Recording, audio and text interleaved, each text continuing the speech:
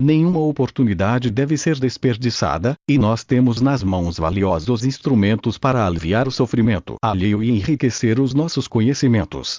Usemo-los para ensinar aprendendo e aprender ensinando. Irmã Teresa, nosso trabalho é uma humilde contribuição com os esforços imensos dos verdadeiros pesquisadores do psiquismo. Não pretendemos ser eruditos e nem granjear méritos especiais, que sabemos, não possuirmos e de cujo merecimento temos dúvida. Colocamos este trabalho no papel, em homenagem aos companheiros de luta que, por generosidade e amor, dão tanto de si buscando aliviar seus semelhantes. Queremos sim cooperar, seguindo o exemplo dignificante daqueles que lutam ao nosso lado, sem outra pretensão a não ser aprender e servir. Se estamos avançando o sinal, pedimos que o Mestre Jesus, na sua infinita sabedoria, nos dê um basta. J.S. Godinho. Desdobramento múltiplo. Conceito. O desdobramento múltiplo é a técnica de desdobramento e incorporação em separado de cada corpo ou nível de que se compõe o agregado espiritual. Através desta técnica, temos conseguido estudar de forma mais direta e detalhada cada um dos 4 primeiros corpos da escala ascendente. Duplo etérico, corpo astral, mental inferior e mental superior.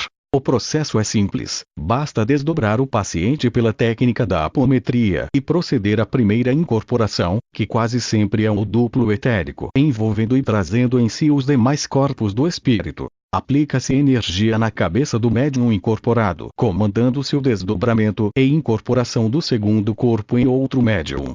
Incorporado o segundo, usa-se a mesma técnica para o terceiro e quarto. É claro que a equipe mediúnica tem de estar perfeitamente sincrônica e afinada, deve saber o que está fazendo e por que está atuando. Deve ser estudiosa e interessada, ter mente aberta e liberta de conceitos ou preconceitos, ser observadora e isenta de críticas ou prevenções, responsável e esforçada na busca da vivência evangélica. Sem isso a experiência fica muito difícil e pode nem acontecer.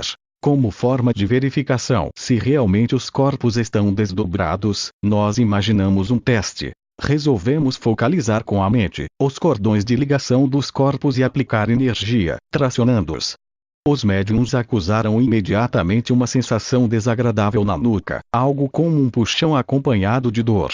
Utilidade e aplicações. O dirigente de trabalho realmente interessado e estudioso dos problemas e fenômenos do comportamento humano, tem no desdobramento múltiplo, uma ferramenta extraordinária de trabalho e pesquisa, pois o agregado humanos dissociado, faculta uma visão muito mais clara e objetiva e compreensão maior dos processos perturbadores da harmonia comportamental e da saúde do ser encarnado. Os atributos de cada nível ou corpo ficam aí bem evidenciados, bem como os desvios relacionados com esses atributos. Podendo-se trabalhar com cada um deles separadamente de forma bastante segura e eficiente, cremos que com a reharmonização dos corpos mais próximos do consciente físico, duplo etérico, astral, mental inferior e mental superior, geralmente impregnados de informações negativas efervescentes, automatizadas ao longo da evolução e conflitos de toda a ordem, a criatura consegue a desejada cura. Por imposição dos mecanismos e estruturas superiores do espírito, alma moral e consciencial, sediadas no corpo Budi, que determinam e comandam o processo evolutivo superior, esses 4 corpos inferiores se tornam em verdadeiros núcleos de potenciação, onde a ordem do bem em conflito com os desejos e condicionamentos inferiores se atritam permanentemente, gerando, em direção ao consciente corpo físico, cargas muito intensas de desarmonias. Irmã Teresa, que estuda e orienta o tema em nosso grupo, nos diz que cada corpo tem seu núcleo de potenciação particular e nós deduzimos então que todos juntos formam o grande núcleo de potenciação da consciência, estudado e pesquisado pelo Dr. Jorge Andrea em sua obra. Essas cargas, quando liberadas em excesso ou mal dosadas, geram os desequilíbrios comportamentais ou fisiológicos. O trabalho de reharmonização objetiva e correta de cada nível, fará com que o psiquismo do paciente fique menos sobrecarregado, podendo, dentro de seu grau de capacitação alcançado e da proposta reencarnatória, conduzir-se de forma mais harmoniosa e menos conflitada. Por estudo e observação nos trabalhos, percebemos também que os vícios químicos, principalmente onde hajam os componentes alucinógenos, perturbam as barreiras vibratórias desses núcleos, fazendo com que cargas de conflitos e memórias de passado vertam para o consciente perturbado e desarmonizando a criatura. O duplo etérico, que se perde pela morte física, ao se reconstituir para nova reencarnação, recarrega-se com informações instintivas, do atavismo ancestral e dos níveis de consciência, arquétipos e automatismos gravados ao longo da evolução, recursos esses de que se vale instantânea e automaticamente, nos momentos de enfrentamento de situações conhecidas ou desconhecidas, provendo os recursos necessários e colocando o corpo físico nas melhores condições possíveis de funcionamento e eficiência. Ao mesmo tempo grava em si também as desarmonias e traumatismos existentes em seus parceiros, como já tivemos oportunidade de observar duplos lesados que geravam dores não diagnosticadas em seus corpos físicos. O duplo etérico é tão delicado, que uma leve pancada que não lesa o corpo físico pode lesá-lo com certa gravidade, provocando sintomas a nível físico. Notamos que ao desdobrarmos o paciente, a espiritualidade traz geralmente a incorporação, o corpo mais necessitado, mas em havendo equipe preparada para desdobramento múltiplo, a tarefa fica mais facilitada, pois aí já serão incorporados 2 ou mais corpos do paciente. Diz Miramês na obra Francisco de Assis, que ao reencarnar-se o espírito herda de seus pais, suas incoerências e dificuldades comportamentais, que lhe são transmitidas pelos genes, pois cada vício ou comportamento do ser, se grava profundamente no seu cosmo e se transmite como herança vibratória a seus descendentes. Os cromossomas gravam nas suas delicadas linhas de força essas desarmonias e fazem com que essas informações se revelem no devido tempo. No caso de desdobrarmos a criatura e os componentes da mesa não estiverem atentos e nem detiverem conhecimento sobre o desdobramento múltiplo, poderão confundir outro corpo com um obsessor ou outro espírito, pois entre um corpo e outro pode haver completa e total oposição comportamental, confundindo os trabalhadores menos atentos. Por outro lado, como referimos antes, 2 corpos associados numa mesma frequência ou apegados numa mesma encarnação ou vício, dificultarão o desdobramento. Não poucas vezes lutamos com essa dificuldade sem entendê-la. Nesses casos devemos tratá-los separadamente e até isolá-los, se for o caso, mas sempre estar atentos a isso, pois aí reside a grande dificuldade no tratamento de viciados em geral e no alcoolismo principalmente, porque muitas vezes o paciente vem repetindo o vício há várias encarnações. Diz Irmã Teresa que um corpo, seja qual for, aferrado em determinado condicionamento pode tornar-se um verdadeiro tirano, dominando, perturbando e oprimindo os demais, tornando-se verdadeiro vampiro das energias do corpo físico e das demais energias que deveriam servir à comunidade do agregado espiritual. Quando isso acontece, a criatura fica incapacitada para a vivência da proposta encarnatória ou assimilação de novos programas vivenciais.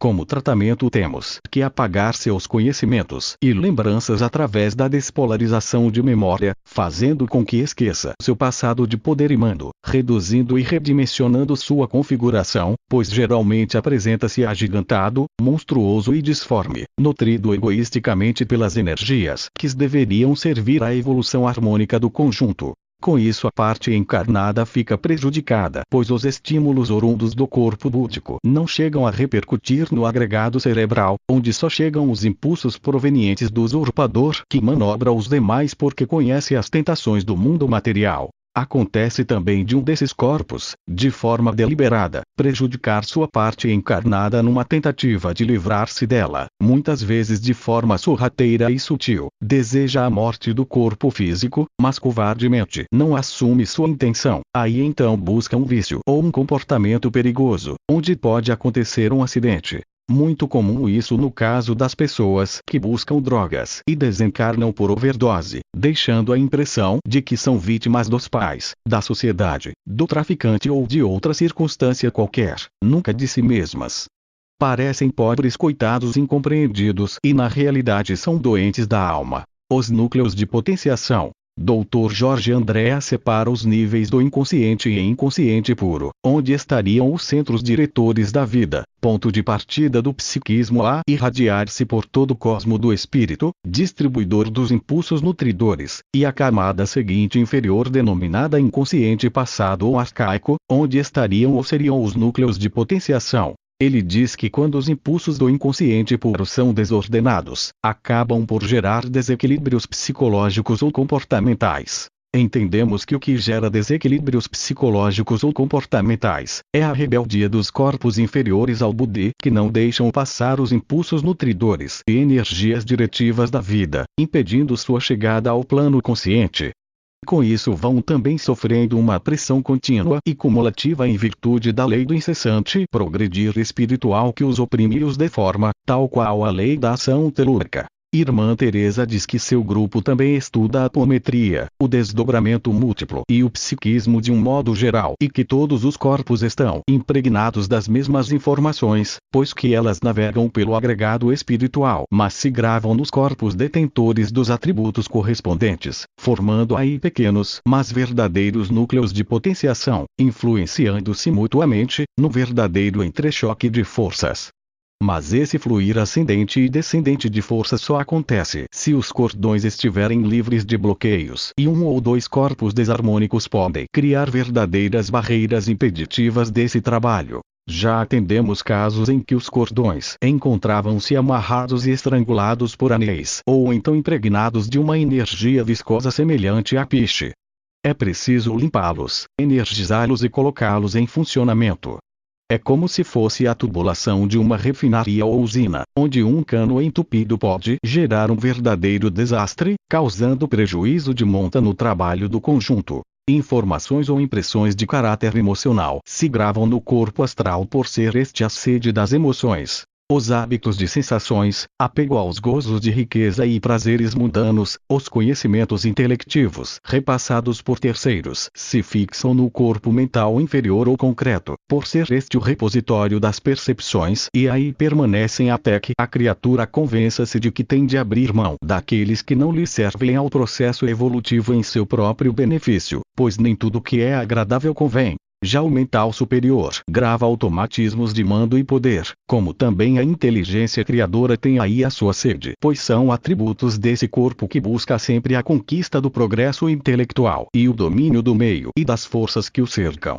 Quando bem-sucedido, pode despertar em seu orgulho arrasador por saber-se dono de poder, mando e conhecimentos que muitas vezes por imprudência, egoísmo e ambição é direcionado em prejuízo dos outros. Por outro lado, também ocorre que essas criaturas cujos corpos intermediários se rebelaram desviando-se da proposta encarnatória, têm imensas dificuldades em automatizar hábitos novos, não conseguem levar em frente um propósito harmonizador, uma atitude saudável. Tudo lhes fica dificultado, é como se arrastassem as dores do mundo. Até uma prece parece destituída de eco ou de significado, é como se Deus não lhes pudesse ouvir, revelando claramente a falta de sintonia com as estruturas superiores do espírito onde está brilhando a centelha divina. E quando por rebeldia consciente, ou encarnado que pela educação, orientação, exemplos e conselhos recebidos, deveria buscar o progresso encarnatório e não o faz deliberadamente, também é vítima de um outro fenômeno bastante interessante. A degradação das formas. Primeiro no corpo cujo atributo esteja ligado à ação negativa e em segundo lugar de maneira mais lenta e imperceptível, no corpo físico.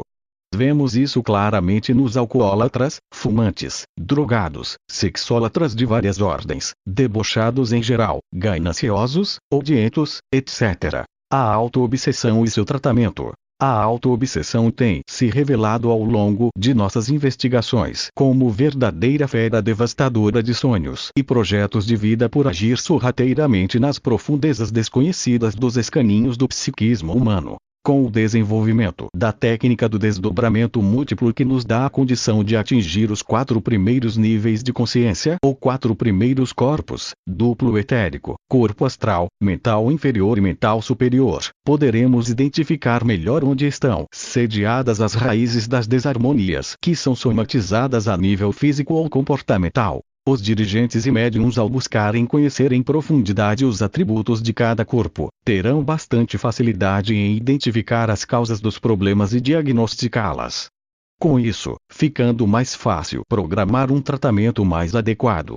Pois agora já se sabe que se um dos corpos estiver em desarmonia com a nova proposta encarnatória, poderá transformar-se em verdadeiro obsessor dos demais, prejudicando seriamente a contraparte encarnada, provocando doenças, desajustes, comportamentos do tipo dupla ou múltiplas personalidades, atitudes confusas e agressivas, fugas, etc. Quando dois ou mais corpos se associam, ou estão aferrados em um mesmo apego, viciação ou automatismos, fica muito difícil a abordagem, pois o paciente resiste aos tratamentos e orientações até mesmo os mais especializados. Principalmente nos casos de alcoolismo, acontece de dois corpos estarem associados, pois na maioria das vezes a criatura já vem viciada de várias encarnações e todos os seus níveis inferiores estão impregnados por automatismos geradores da necessidade do álcool. Deve haver também uma profunda conscientização da criatura para que a mesma convença-se da necessidade urgente de curar-se, lute e se esforce honesta e corajosamente, arregimentando forças para livrar-se do vício que a destrói impiedosamente, pois quando as forças inferiores dos níveis de consciência em desajuste predominam, a personalidade encarnada pode ser levada ao suicídio como tentativa de evadir-se de seu calvário de sofrimentos e até mesmo por resistência rebeldes, propostas e correções que se fazem necessárias à vida encarnada. Sintomas que revelam desarmonias nos níveis de consciência quando pessoas que apreciam ou gostam de estudar ou buscar conhecimentos novos, bem como exercitar-se em novas e mais positivas vivências, apresentam sintomas de fadiga constante, dor de cabeça, inquietude ou mal-estar não bem identificado e diagnosticado, pode significar que um dos níveis ou corpos está em desalinho. Sabemos já que os fluxos coordenadores que descem do Budi para os corpos inferiores podem ser barrados por algum dos corpos e não conseguirem chegar ao corpo físico, e da mesma forma os fluxos de informações apreendida pelo consciente físico nas suas experiências, dentro da sua proposta encarnatória e enviados para as estruturas superiores podem ser barrados por um dos corpos em sua viagem ascendente. Com isso teríamos em tese, uma sobrecarga por acumulação ou congestionamento, de produtos que não puderam ser transportados por haver impedimentos ou barreiras no caminho.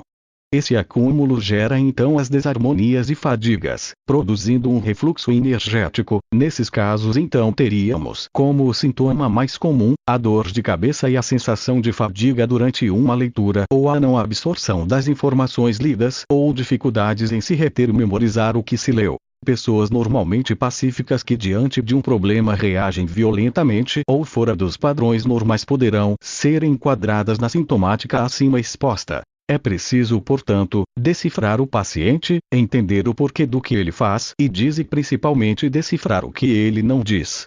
É preciso aprender a usar a APS, alta percepção sensorial, somada ao amor fraterno e à vontade de auxiliar. A cura está diretamente relacionada com a identificação, correção ou eliminação do elemento propulsor, descobrir a raiz do mal, identificá-lo e conduzir acertadamente o paciente para o tratamento adequado. O que ocorre é que muitas vezes a nível consciente, a criatura quer, mesmo com vontade débil, reajustar-se no presente, mas nos níveis inconsciente não quer, não aceita e não deseja, e tudo faz para que isso não aconteça. É como se o espírito não se reencarnasse por inteiro. A parte encarnada fica isolada do resto do conjunto, fragilizada, impotente. Nesses casos, só a conscientização, tratamento e doutrinação do corpo ou nível desajustado possibilitará a sincronização do agregado espírito-matéria. No nível consciente, a criatura infeliz busca desesperadamente encontrar uma solução para o seu drama, na maioria das vezes quer que lhe curem. Busca a solução que vem de fora, o que raramente consegue. Quer a cura sem modificar-se. Quer sarar para continuar com os mesmos vícios, com as mesmas atitudes negativas. Não sabe ou não quer tomar conhecimento de que a dor ou o sofrimento é sinal de que o sofredor é um incurso nas leis da justiça superior por contumaz desrespeito a essas mesmas leis. Somente quando já cansado de sofrer e plenamente consciente de que tem de fazer algo por si mesmo, se reajustar com as leis da vida, é que se resolve por abrir essas portas, embora relutantemente. Busca conhecer o que já foi, com a finalidade de ajustar-se.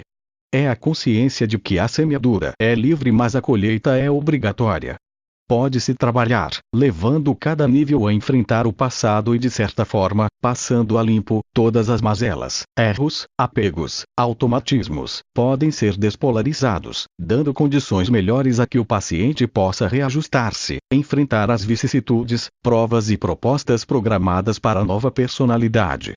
Os estudos sobre desdobramentos múltiplos continua. Percebemos que cada um deles pode ser dissociado em 7 subníveis e cada subnível em 7 partes novamente. Muitas vezes, dentre estes 7, encontramos mais algumas personalidades diferentes destas e poderão aparecer outras 7, e assim infinitamente.